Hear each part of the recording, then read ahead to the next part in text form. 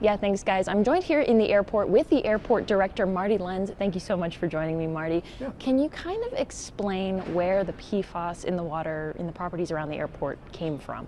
Well, that's a tough question. So PFAS is known to be in thousands of different products, from makeup to food packaging materials to raincoats to biosolids.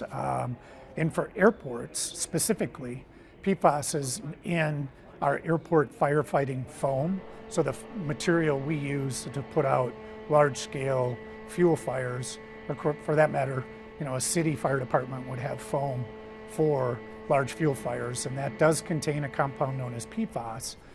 In our case, we're also federally required to use that foam.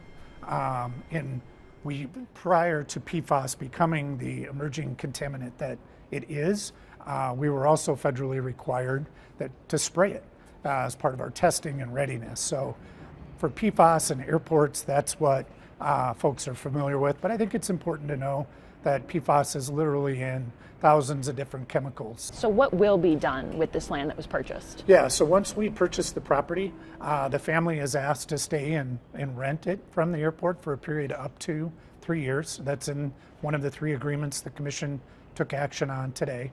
So they will be there for up to 3 years. They can cancel it at their discretion whenever they want, but not to exceed 3 years. So that will be the immediate.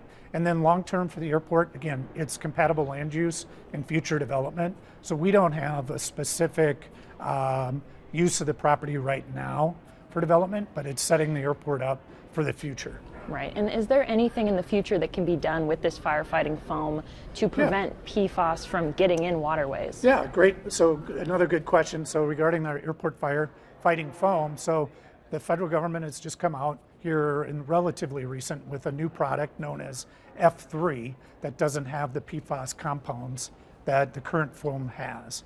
And so it's been approved. We have it purchased. It's actually on station here at the airport. All of our firefighters have been trained in the use of the new firefighting foam. Every one of them had to go to Dallas, Texas for that training. So they've all accomplished that. So soon after the first of the year, we'll have a contractor on site to flush out our existing truck of the old foam, take the old foam off site and dispose of it properly. And then we'll be replenishing our trucks here after the first of the year with this new foam. And it looks like if things stay status quo, we'll be the second airport nationally to transition to the PFAS-free foam. So we're excited about that, and that's very much in line with our environmental stewardship goals overall. I think it's important to know about PFAS. Nobody was aware of this issue until recently on the airport side, and we've been mandated to use it. We still are mandated to use it.